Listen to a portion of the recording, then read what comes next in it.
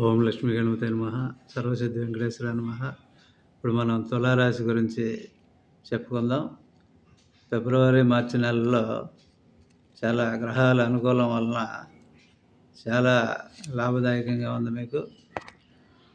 భార్యాభర్తల అనుబంధం, సంతానం ద్వారా లాభం, ఇంకా పేరు ప్రఖ్యాతులు పొందే అవకాశం, సంతాన సౌఖ్యం, ఉద్యోగులకు ప్రమోషన్ వచ్చే అవకాశం, ఇంకా రాజకీయ, విద్య, వ్యాపారాల్లో కూడా మంచి లాభదాయకంగా ఉంది.